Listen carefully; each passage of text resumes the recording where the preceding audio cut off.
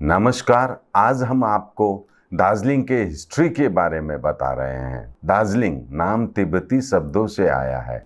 दोर्जे का अर्थ है वज्र, मूल रूप से इंद्र का राजदंड, और लिंग एक स्थान या भूमि, इसलिए वज्र की भूमि। This program is brought to you by Sidwebs, photography, cinematography, live streaming services. Capturing from real to real. Pre-booking will get 20% discount. Darjeeling के इतिहास में एक ऐतिहासिक वर्ष था 1835, लेकिन उससे पहले के इतिहास का पता लगाना उचित होगा। 1835 में ईस्ट इंडिया कंपनी द्वारा अधिग्रहण से पहले दार्जिलिंग सिक्किम का एक हिस्सा था और कुछ समय के लिए नेपाल का।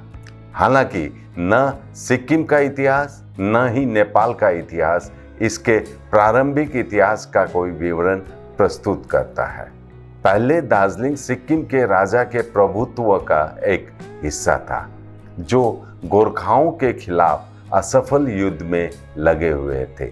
1780 में गोरखाओं ने लगातार सिक्किम में घुसपैठ की और उन्होंने सिक्किम पर पूर्व की ओर टिस्टा और तराई पर कब्जा कर लिया था। इसी डोजी अपने दार्जिलिंग पास्ट एंड प्रेजेंट में लिखते हैं, वर्ष 1816 से पहले पूरा क्षेत्र ब्रिटिश सिक्किम के नाम से जाना जाता था।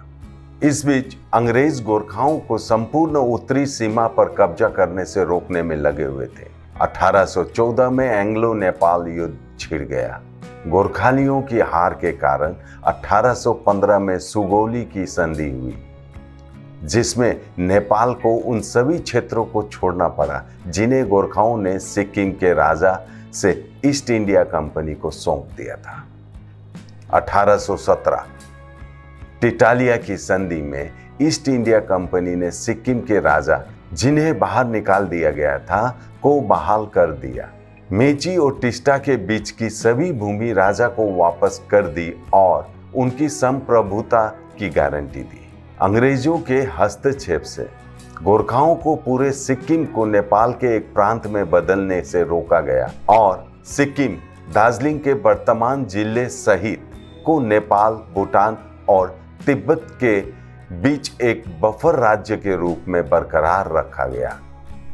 10 साल बाद सिक्किम और नेपाल के बीच एक बार फिर विवाद खड़ा हो गया, जिसे टिटालिया की संधि के अनुसार गवर्नर जनरल को सौंप दिया गया।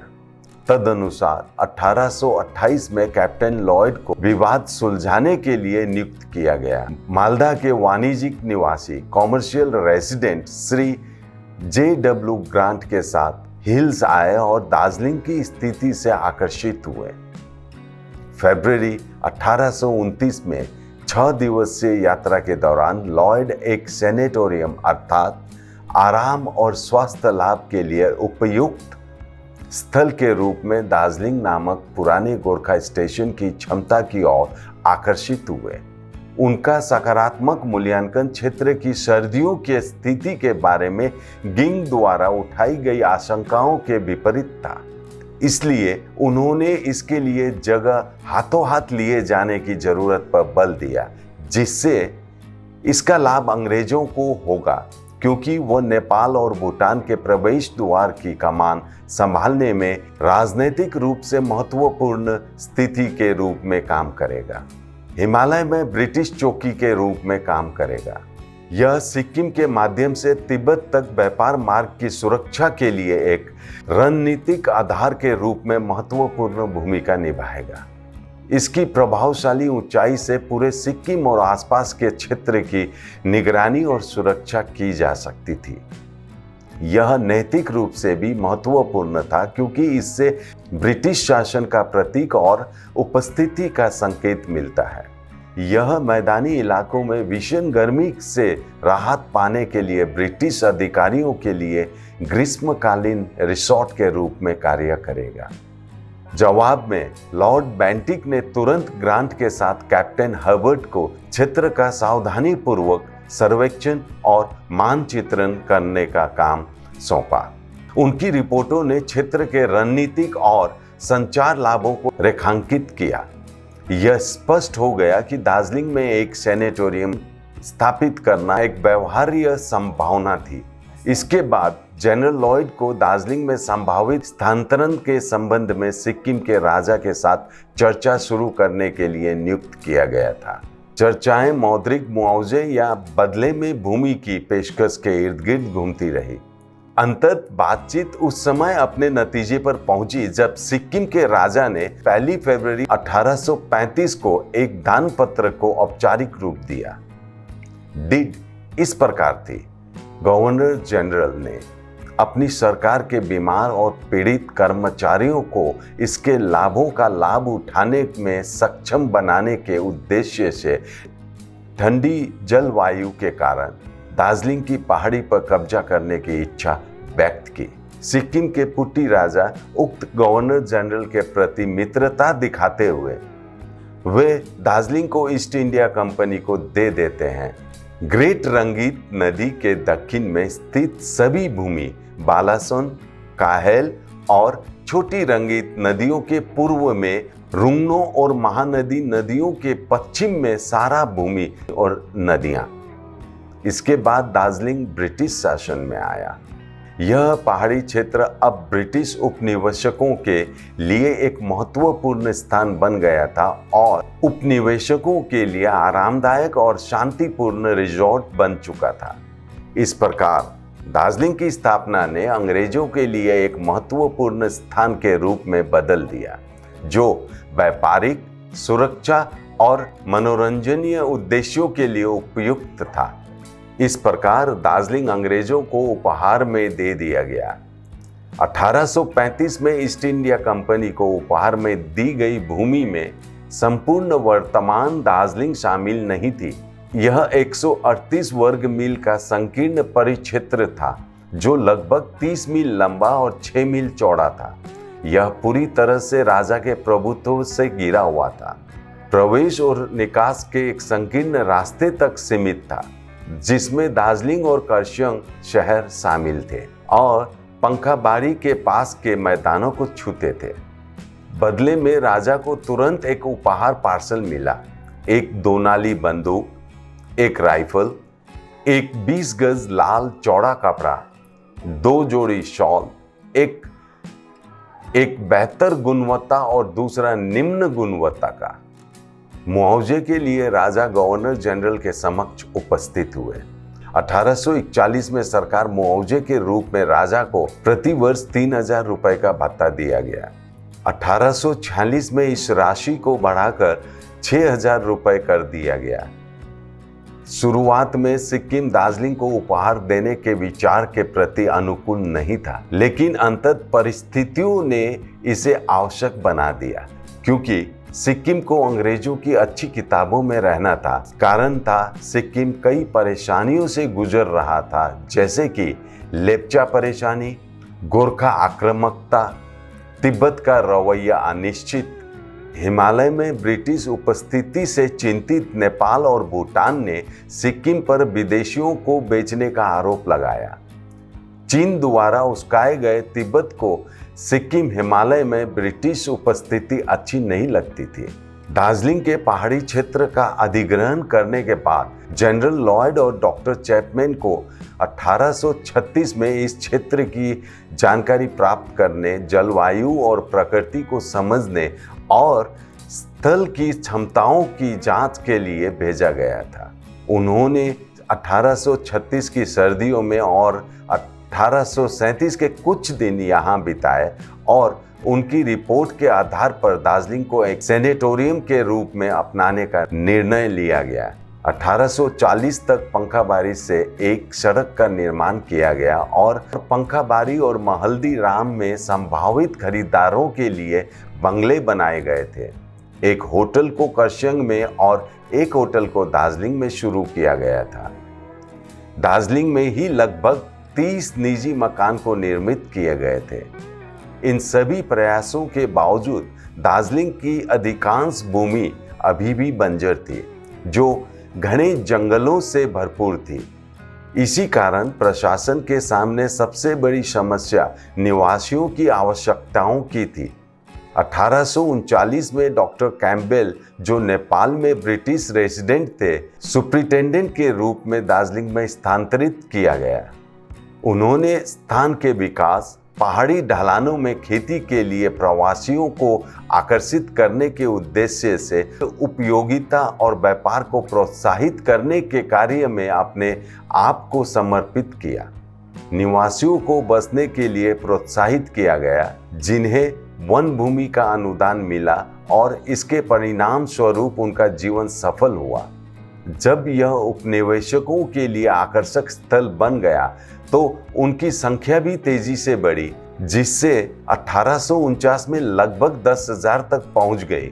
इसमें पड़ोसी देशों के अप्रवासी भी शामिल थे। नेपाल, सिक्किम और भूटान जैसे राज्य में जहां राजा निरंकुश थे और गुलामी प्रचलित थी, से लोग अप्रवास किए जा रहे थे। इसके बावजूद इस स्रोत की जांच नहीं की गई जिससे यह आंकड़ा प्राप्त हुआ है। जब डॉक्टर कैम्पबेल ने यह बयान दिया तो उन्होंने संभावित ऑब्जर्वेटरी हिल या महाकाल क्षेत्र की बात की थी, जिसमें लगभग 20 पहाड़ियां थी, क्योंकि यह क्षेत्र बड़ी संख्या में लेप्चा लोगों के कारण वीरान हो गया था जो नेपाल चले गए थे। उनके प्रयासों की वजह से 1852 तक एक उत्कृष्ट सैनिटोरियम की स्थापना की गई और स्थानीय व्यवस्था और संचार की देखभाल के लिए हिल कोर की व्यवस्था की गई। कम से कम 70 यूरोपीय आवास बनाए गए, एक बाजार और एक जेल की स्थापना की गई। 50,000 रुपए का राजस्व जुटाया गया था। जनजातीय न्याय प्रणाली की शुरुआत की गई थी। जबरन श्रम समाप्त कर दिया गया था। सड़क बन गई थी। चाय, कॉफी और फलों की प्रायोगिक खेती शुरू हो गई थी। इस दौरान ब्रिटिश और सिक्किम के बीच रिश्तों में खटास आई। सिक्किम के राजा शक्तिशाली पागल दीवान के हाथों में महज एक चुनौती बने रहे। स्वतंत्र संस्थाओं के तहत दार्जिलिंग का बढ़ता महत्व दीवान के लिए ईर्ष्या और झुंझलाहट का निरंतर स्रोत था, जो सर जोसेफ हुकर के अनुसार सिक्किम और ब्रिटिश सरकार के बीच सहमति की राह में हर कठिनाई आई थी। 1849 में पगला दीवान ने कैम्पबेल और हुकर को गिरफ्तार कर लिया, जिसके परिणाम स्वरूप अंग्रेजों ने 1850 में सिक्किम के खिलाफ एक भगोड़ा अभियान आरंभ किया। एक वार्षिक अनुदान जिसमें 6,000 रुपए शामिल थे, उसे रोक दिया गया और अंग्रेजों ने सिक्किम के 640 वर्ग मील अतिरिक्त क्षेत्र पर कब्जा कर लिया। इसमें संपूर्ण सिक्किम मोरुंग या तराई यानी सिलीगुड़ी उपमंडल और पहाड़ियों में सिक्किम का एक पूरा दक्षिणी भाग, ग्रेट रीजेंट और भारत के मैदानी इलाकों के बीच एक पश्चिम में नेपाल से लेकर भूटान सीमा तक शामिल था। पूर्व में टिस्टा नदी तक इसमें शामिल था। इससे क्या प्रभाव पड़ा यह बताते हैं। सिक्किम के राजा को पहाड़ी पिछड़े भूभाग तक ही सीमित कर दिया गया था और सभी मार्गों से मैदान तक पहुंचने का रास्ता ब्रिटिश क्षेत्र के माध्यम से ही था। निवासियों द्वारा स्वागत किया गया क्योंकि उन्हें दार्जिलिंग के राजकोष को छोटा और निश्चित कर देना पड़ता था और दार्जिलिंग के लिए संसाधनों में वृद्धि के रूप में जनसंख्या में वृद्धि, चाय के लिए उपयुक्त दक्षिण में दार्जिलिंग को पूर्णिया और रंगपुर जलपाईगुड़ी के ब्रिटिश जिलों से जोड़ दिया। हालांकि सिक्किम से छापामारी जारी रही। 1860 में अंग्रेजों ने रिंचेंगपोंग पर कब्जा कर लिया। 1 फरवरी 1861 में कर्नल गोलर और एस्ले ईडन ने दार्जिलिंग से मार्च किया और सिक्किम की राजधानी तुमलोंग पहुंचे। दीवान भाग गया और बूढ़े राजा ने अपने बेटे के पक्ष में गद्दी छोड़ दी। 28 मार्च 1861 को एस्ले ईडन ने नए राजा के साथ एक संधि पर हस्ताक्षर किए। यह संधि दार्जिलिंग के लिए बेहद लाभकारी साबित हुए क्योंकि इससे वहां के निवासियों की समस्या का समाधान हुआ और व्यापार के लिए पूरी आजादी मिली। दार्जिलिंग से टिस्टा तक सड़क का निर्माण हुआ। सिक्किम ने शेष भाग को पूरा करने का काम शुरू किया। इसी बीच पड़ोसी राज्य भूटान के साथ भी समस्याएं बढ़ गई। भूटानी निरंतर दार्जिलिंग के क्षेत्रों में हमले और लूटपाट कर रहे थे। दार्जिलिंग पर योजनाबद्ध हमले की अफवाहें भी थी। 1863 में एस्ले ईडन को भूटान के साथ बातचीत के लिए नियुक्त किया गया था। ब्रिटिश दूत का खुलेआम अपमान किया गया और वे दार्जिलिंग लौट आए। 1864 की सर्दियों में एक सैन्य बल भूटान भेजा गया और पूरे भूटान डुआर्स पर कब्जा कर लिया गया। नवंबर 1864 में सिंचुला संधि पर हस्ताक्षर किए गए, जिसमें भूटान के डुआर्स और कालिम्पोंग की ओर जाने वाले मार्ग सहित कालिम्पोंग को अंग्रेजों को सौंप दिया गया। ऐसा कहा जा सकता है 1866 में दार्जिलिंग जिले ने अपना वर्तमान आकार प्राप्त किया था, जो 1234 वर्ग मील है। 1866 का दार्जिलिंग एक ऐतिहासिक युग का प्रतीक माना जा सकता है। 1866 का दार्जिलिंग एक ऐतिहासिक युग का प्रतीक माना जा सकता है, जिसमें सभी विवादों का समाधान हो गया और सभ्यता की दिशा में प्रगति हुई। धन्यवाद।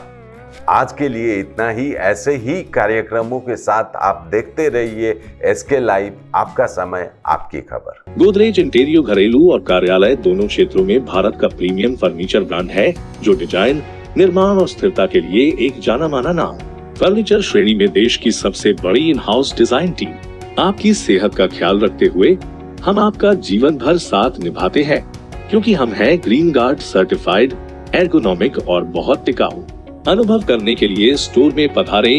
SN interiors, Godrej showroom, planet mall, Sevoke road, Siliguri.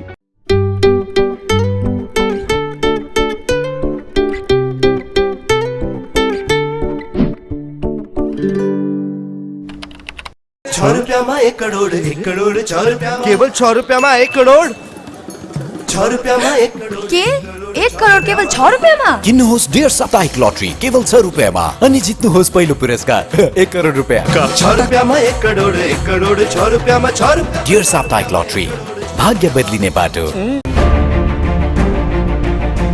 Recliners, leather sofas, fabric sofas, wooden sofas, center tables, hydraulic beds, wardrobes, dressing tables, dining sets, crockery units, bar cabinets, office tables, office chairs, bookshelves, outdoor sets, home decors and wall Collection from Royal Oak. Just a click away.